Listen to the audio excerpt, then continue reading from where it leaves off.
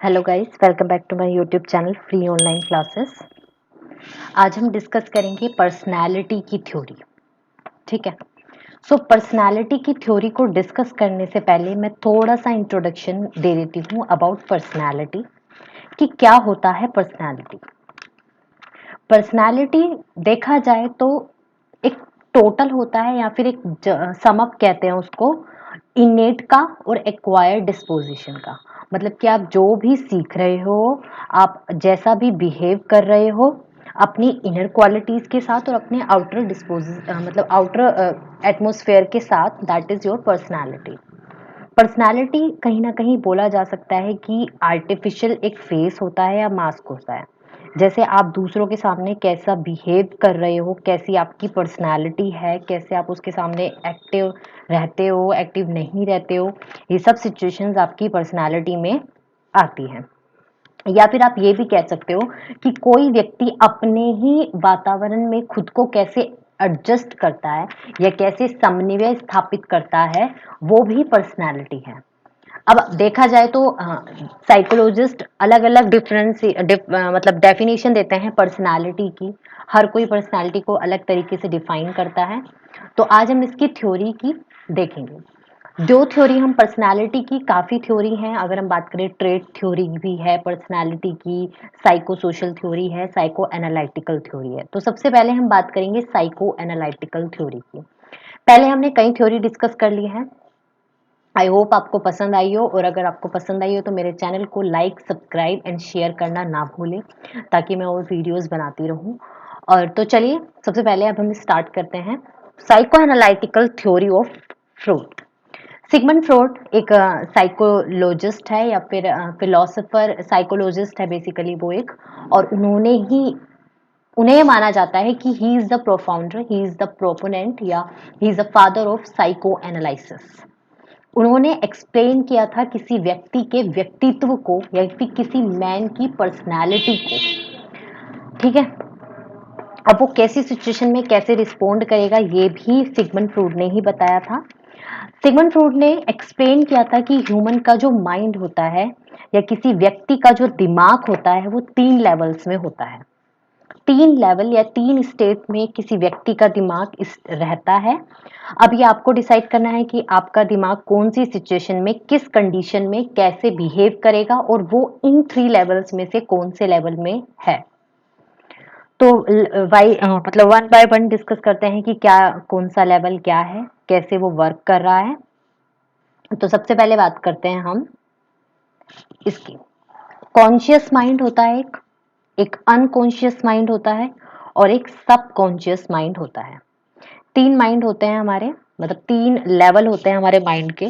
अगर हम बात करें कॉन्शियस माइंड की, तो सिगमंड फ्रूड ने बोला था कि कॉन्शियस माइंड वो माइंड होता है, या कॉन्शियस माइंड उस माइंड को बोलते हैं जब आपका दिमाग सारे मेंटल एलिमेंट्स को जानता है। ठीक है। वो सारे मेंटल एलिमेंट्स आपके कॉन्शियस माइंड में आते हैं जो पर्टिकुलर टाइम पे चल रहे होते हैं, या फिर आपको जिन एलिमेंट्स का पता है वो सारे किस स्टेट में जाएंगे, कॉन्शियस माइंड पे। सो करंट सिचुएशंस या करंट प्रॉब्लम्स, करंट कंडीशंस सब आपके कॉन्शियस माइंड में रहते हैं। वहीं फिर आता है सबकॉन्शियस माइंड। सबकॉन्शियस माइंड्स में वो मेंटल एलिमेंट्स होते हैं जो कॉन्शियस माइंड में नहीं है। ठीक है। बट उनको हम कॉन्शियस माइंड में ला सकते हैं। तो कह सकते हैं कि अगर हम बात करें कॉन्शियस माइंड की, तो जो चीज आपके दिमाग में अभी चल रही है, मेंटल एलिमेंट्स आपके वर्क कर रहे हैं, जिन चीजों का आपको पता है वो आपके कॉन्शियस माइंड में है। वहीं जिन चीजों को आप इजीली कॉन्शियस माइंड में ला सकते हो, दैट इज सबकॉन्शियस माइंड। और एक होता है आपका अनकॉन्शियस माइंड। अनकॉन्शियस माइंड वो मेंटल एलिमेंट्स होते हैं जो कॉन्शियस माइंड में आसानी से आप नहीं ला सकते। फ्रूड ने यही एक्सप्लेन किया था कि अनकॉन्शियस माइंड में सप्रेस्ड अनफुलफिल्ड डिजायर्स होती हैं। ठीक है। जिन डिजायर्स को आप अपने कॉन्शियस माइंड में एंटर कराना चाहते हो, और कैसे वो एक पर्सन के बिहेवियर को इन्फ्लुएंस करते हैं, ये सब चीजें हमने पढ़नी है। देखा जाए तो सिगमंड फ्रूड कहते थे कि अनकॉन्शियस माइंड सबसे एक्टिव रहता है, क्योंकि ये क्या करता है, स्टोर्ड मटेरियल को कॉन्शियस माइंड में भेजता है एक सूटेबल टाइम पे। तो हमेशा याद रखिए कि जब भी आप किसी माइंड मतलब कौन सा लेवल ऑफ माइंड आपका अच्छा है, दैट इज अनकॉन्शियस माइंड, क्योंकि अनकॉन्शियस माइंड में जो स्टोर मटेरियल होता है that is through out in the your conscious mind. ठीक है। वही फ्रॉड के हिसाब से ये भी था, फ्रॉड कहते थे कि किसी भी व्यक्ति का बिहेवियर या व्यवहार सबसे ज्यादा इन्फ्लुएंस्ड भी अनकॉन्शियस माइंड से ही होता है कंपेयर टू कॉन्शियस माइंड और सबकॉन्शियस माइंड। ठीक है। सो सिगमंड फ्रूड की ये सब चीजें कहने के बाद हमें ये चीजें पता चलती है कि आपका कौन सा माइंड किस लेवल पे काम करता है। उन्होंने एक आइसबर्ग पे इस चीज को एक्सप्लेन किया था, जिसमें फ्रूड ने 3 लेवल ऑफ माइंड को डिस्क्राइब किया था। अब जैसे इस आइसबर्ग में एक पार्ट ऑफ द आइसबर्ग ऊपर है, दिख रहा है हमें, that is your conscious mind, जो चीज आपको शो हो जाए। वहीं दूसरी चीज इमर्स्ड है, प्री कॉन्शियस बोलते हैं इसको, सब कॉन्शियस माइंड बोल सकते हैं। जो चीज थोड़ी दिखाई दे रही है और अगर वो थोड़ा सा और ऊपर आ जाए तो दैट इज इजली वो कॉन्शियस माइंड में आपके आ जाएगा। और सबसे ही नीचे है अनकॉन्शियस माइंड। देख भी सकते हैं आप पिक्चर में कि सबसे नीचे अनकॉन्शियस माइंड है, फिर सबकॉन्शियस माइंड है और ऊपर आपका कॉन्शियस माइंड है। नेक्स्ट हम बात करते हैं डेवलपमेंट स्टेज ऑफ माइंड। अगर हम बात करें कॉन्शियस माइंड आपका 10% होता है, वहीं सब कॉन्शियस माइंड आपका 90% होता है। होता क्या है, सब कॉन्शियस माइंड ही कहीं ना कहीं अनकॉन्शियस माइंड जो है आपका वो सबकॉन्शियस माइंड में आएगा, क्योंकि वो इजीली ही कॉन्शियस माइंड में जाने वाला होगा, थ्रो आउट करेगा उन चीजों को, जिससे कि आपका वो वाला जो पार्ट है वो भी एक्टिव हो सके। फिर नेक्स्ट हम बात करते हैं 3 पार्ट्स होते हैं, sorry, development stage of mind के। पहला इज आईडी, सेकंड इसको ईड भी बोल सकते हैं, that second is ego and third is super ego. अगर हम बात करें आईडी की तो उसमें कौन कौन सी चीजें आती हैं, किसी व्यक्ति की इंस्टिंक्ट डिजायर और वहीं ना कहीं सप्रेस्ड डिजायर्स, एंड ये जो फंक्शन होते हैं ये अनकॉन्शियस माइंड में अच्छे से काम करते हैं। वहीं ईगो आपकी इंटेलेक्ट से डिसाइडेड होती है, विल पावर से और लॉजिक से, और क्या करती है, किसी व्यक्ति को अभिप्रेरणा देती है, मोटिवेट करती है कि वो अपने एक्चुअल सर्कमटेंसेस से कैसे एडजस्ट करेगा। सुपर ईगो की बात करें अगर हम, वहीं तो वो सोशल नॉर्म से रिलेटेड होती है, कल्चरल ट्रेट्स और आइडियल्स। इससे ईगो भी कंट्रोल होती है आईडी के थ्रू। ठीक है, इट कैन मतलब it control ego through ID, या आईडी के थ्रू ईगो को कंट्रोल कर लेता है। तो मैं फिर से आपको बता देती हूँ कि आईडी का मतलब होता है इंस्टिंक्ट डिजायर और सप्रेस्ड डिजायर्स, और ये फंक्शन किस में काम करता है, अनकॉन्शियस माइंड में। सो अनकॉन्शियस माइंड में आपकी डिजायर्स रखी होती हैं, अनकॉन्शियस माइंड में जो क्या करेंगी, उनको वो कॉन्शियस माइंड में भेजेंगी। पहले तो जाहिर सी बात है सबकॉन्शियस में आएंगी, फिर कॉन्शियस माइंड में आएगी, क्योंकि सबकॉन्शियस माइंड से ही इजली जो डिजायर्स होती है वो कॉन्शियस में आ जाती है। ईगो, ईगो में बुद्धि होती है, that is intellect, will power आपकी इच्छा शक्ति और लॉजिक होते हैं, जो किसी व्यक्ति को मोटिवेट करते हैं कि वो अपनी सरकमटेंसेस से एडजस्ट कर सके, समन्वय बना सके या फिर अपने आप को उस चीज में ढाल सके। सुपर ईगो बेस्ड होती है सोशल नॉर्म्स पे, सामाजिकता पे निर्भर करती है, कल्चरल ट्रेड्स पे निर्भर करती है और आइडियल्स पे निर्भर करती है। इसका मतलब सुपर ईगो में आप ईगो को कंट्रोल कर सकते हो आईडी के थ्रू, यानी कि अपनी डिजायर्स के थ्रू आप अपनी विल पावर को कंट्रोल कर सकते हो। सिंपल सी चीज़ है, अगर आप अपने वे में समझोगे तो ये है कि आईडी जहां आपकी डिजायर्स हैं जो आपके सबकॉन्शियस अनकॉन्शियस माइंड में रहती है, वहीं ईगो जब आपकी विल पावर, इंटेलेक्ट और आपको ही मोटिवेट करे कि आप अपने सरकमटेंसेस के अकॉर्डिंग खुद को एडजस्ट कर सके। सुपर ईगो जो होती है वो आपके सोशल नॉर्म्स और कल्चरल ट्रेट्स एंड आइडियल्स पे बेस्ड होती है, इससे आप अपनी ईगो को कंट्रोल कर सकते हो थ्रू आईडी। नेक्स्ट हम बात करते हैं स्टेजेस ऑफ साइकोसेक्सुअल डेवलपमेंट। अगर हम बात करें ये साइकोसेक्सुअल की डेवलपमेंट की स्टेजेस साइको एनालिटिकल थ्योरी में ही फ्रूड ने बताई हैं। अगर हम बात करें, इनको 5 स्टेजेस ऑफ डेवलपमेंट में डिवाइड किया था फ्रूड ने, और उन्होंने यही बोला था कि कैसे किसी व्यक्ति में कैसे किसी व्यक्ति की कोई भी इच्छा पूरी हो जाती है और किस इच्छा से होकर वो गुजरता है, यानी कि अपनी इच्छाओं को पूर्ति करने के लिए वो क्या क्या कर सकता है और क्या उसको करना चाहिए। जैसे ईगो की बात हुई थी तो हमने देखा था कि ईगो तो एक रियली प्रिंसिपल होता है, यानी कि you can't always get what you want, आप हमेशा वो नहीं पा सकते जो आप पाना चाहते हैं, दैट इज ईगो, क्योंकि एक रियलिटी का प्रिंसिपल वहां पे चलता है। ईगो क्या करती है, एक मेडिटेट्स होती है आईडी के बीच में और वर्ल्ड के बीच में। ईगो आपकी स्ट्रेटजीज बनाती है जिससे कि आपकी आईडी होगी और वो सेटिस्फाई हो जाएगी। तो मतलब समझिएगा कि आईडी, ईगो और सुपर ईगो में क्या डिफरेंस है। वहीं सुपर ईगो बात करते हैं परफेक्शन की। आप परफेक्शन करना चाहते हो किसी फील्ड में तो that is your super ego. मतलब लाइक आईडी तो वो हो गया कि प्लेजर है, I won't I won't I won't, उस वाले प्रिंसिपल पे वो चलता है। जैसे कि आपको मैंने पहले ही समझाया है, फिर से मैं आपको एक बार बता देती हूँ कि जैसे आपकी खुद की डिजायर्स यानी कि I won't I won't I won't, मैं चाहती हूँ मैं चाहती हूँ मैं चाहती हूँ, तो ये आईडी में जा रहा था। ईगो में ये चीजें जा रही थी कि आप क्या कर रहे थे, रियलिटी का प्रिंसिपल फॉलो कर रहे थे, आप विल पावर यूज कर रहे थे, लॉजिक कर रहे थे, और आप खुद को ये मोटिवेट कर रहे थे इस चीज के लिए कि आप अपनी सरकमटेंसेस के साथ कैसे एडजस्ट करेंगे। ये चीजें थी ना।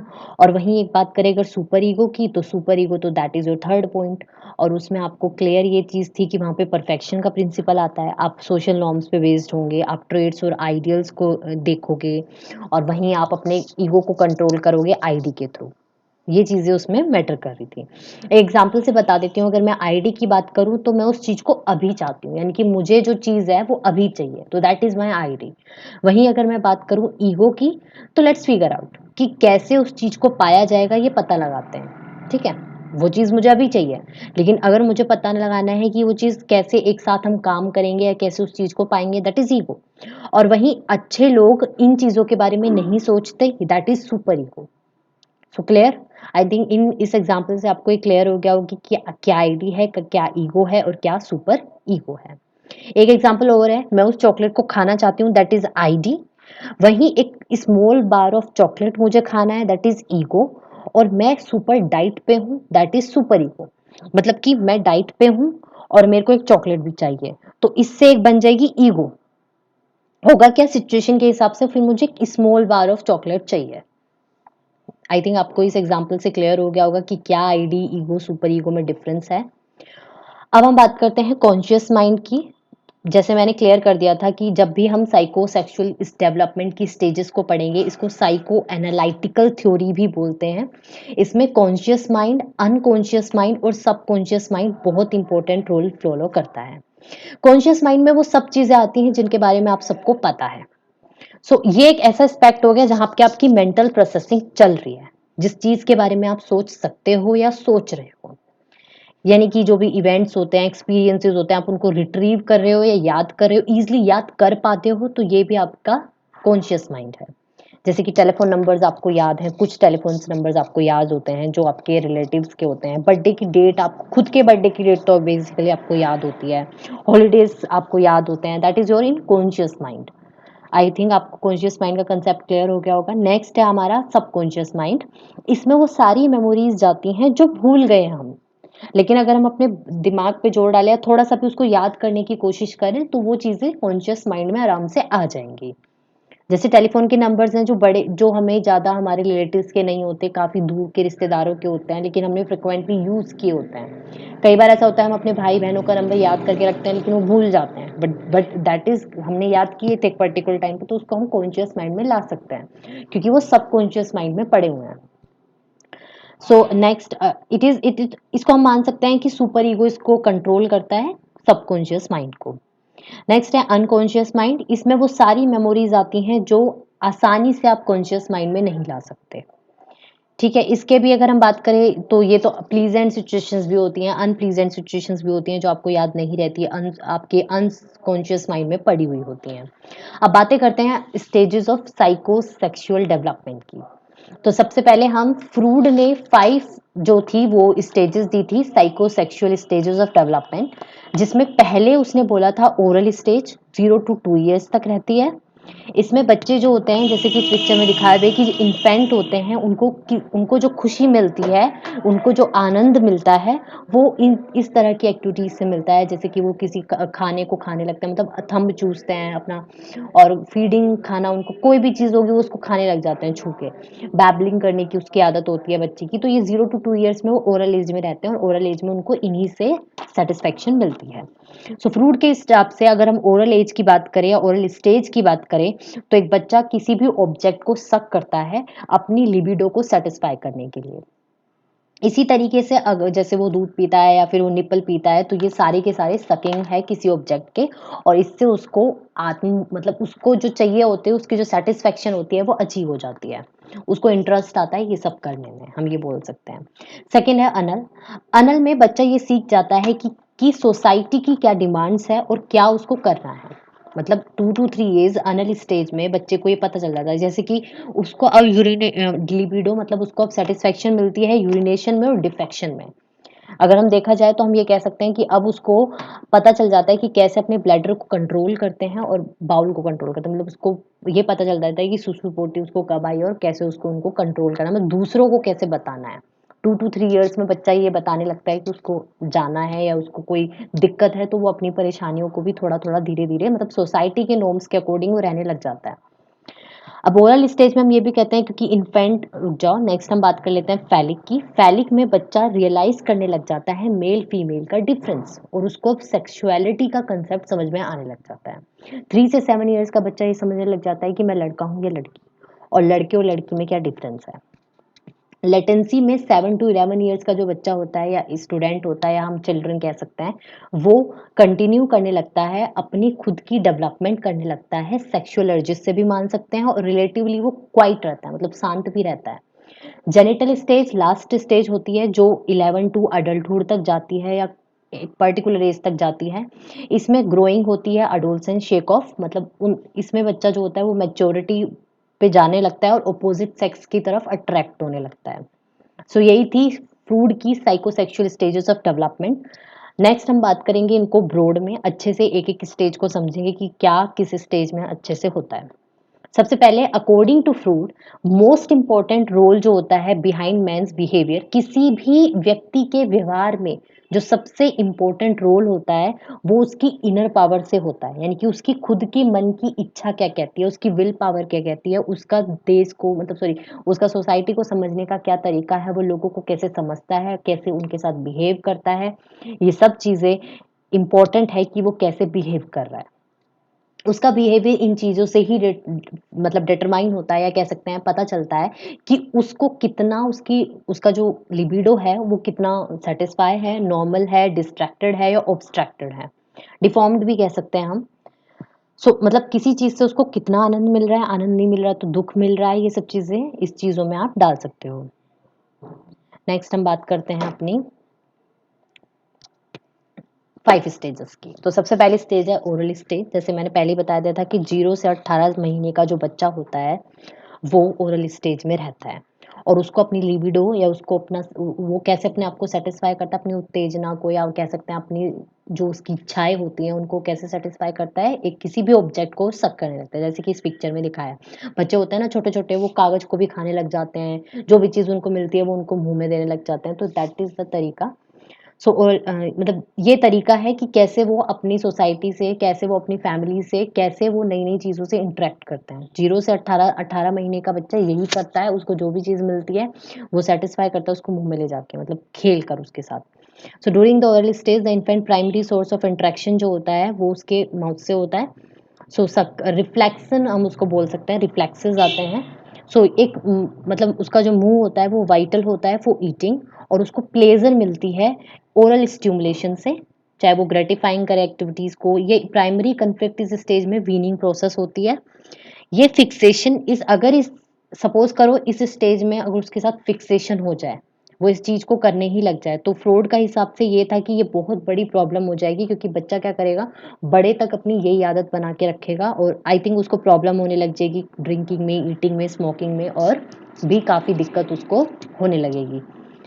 नेक्स्ट हम बात कर लेते हैं फिक्सेशन के अफेक्ट तो पड़ते ही हैं, क्योंकि बच्चे नेग्लेक्टेड चाइल्ड जो होते हैं वो साइकोलॉजिकली डिपेंडेंट हो जाते हैं इन सिचुएशंस पे, इन चीज़ों को करना वो छोड़ते ही नहीं हैं, या फिर वो ऐसी कंडीशंस में, ऐसी सिचुएशंस में लग जाते हैं, ऐसे गलत काम करने लग जाते हैं जो उनको नहीं करने चाहिए, क्योंकि उनको अपना मतलब उनको ऐसा लगता है कि उनकी जो इच्छाएं हैं वो पूरी होनी चाहिए। ये सब चीज़ें काफ़ी इंपॉर्टेंट है कि फिक्सेशन हो, लेकिन एट एक लिमिटेड लेवल तक उसका फिक्सेशन हो। नेक्स्ट है अनल स्टेज। अनल स्टेज में बात करें 18 महीने से 3 साल का बच्चा अनल स्टेज में होता है। और इसमें देखा जाए तो टॉयलेट ट्रेनिंग के थ्रू भी बच्चे को ये बताया जाता है, या बच्चा आ जाता है इस बात पर कि क्या रूल्स ऑफ सोसाइटी होते हैं। इस स्टेज में बच्चा धीरे धीरे ये भी समझने लगता है कि उसको अपनी प्रॉब्लम्स को कैसे दूसरों के साथ शेयर करना है, और उसको जो आनंद मिलता है या लिबिडो जो होती है उसकी इम्यूनेशन एंड डिफेक्शन होती है। नेक्स्ट हम बात करते हैं फैलिक स्टेज की, दैट इज गर्ल एंड। अब जैसे मैंने बताया था कि फैलिक स्टेज में बच्चा जो होता है वो अब ये जान जाता है कि डिफरेंस बिटवीन दी जेंडर, लड़के लड़की के बीच में उसे फर्क समझ में आने लग जाता है, इसीलिए उसका जो फोकस होता है वो अपने जेनिटल्स पे होता है। और फैलिक स्टेज 3 से 6 साल की एज में होती है। नेक्स्ट हमारी लेटेंसी स्टेज है। लेटेंसी स्टेज 6 से 12 साल की होती है, और इसमें जो होती है वो उसको जो मज़ा आता है, मतलब वो जो अपना आनंद पाता है, उसको जो उसकी सेटिस्फेक्शन होता है, उसका जो ऑब्जेक्टिव होता है मेन, वो यही होता है कि वो अपोजिट सेक्स की बातें करे, उनके साथ खेले, ये ही उसका मेन उद्देश्य होता है। नेक्स्ट है हमारी जेनिटल स्टेज, ये लास्ट स्टेज है, ये 12 टू अडल्टहुड तक जाती है। इसमें जो बच्चा होता है वो अपोजिट सेक्स के टुवर्ड्स अट्रैक्ट होता है, attracted towards opposite sex. I think आपको मेरी ये लेक्चर पसंद आया हो। अगर आपको कोई प्रॉब्लम हो या आपका कोई क्वेश्चन हो तो मुझसे प्लीज़ कमेंट सेक्शन में मैसेज करके मुझसे पूछ लीजिएगा। और आई होप गाइज आपको मेरा लेक्चर पसंद आया होगा। Thank you.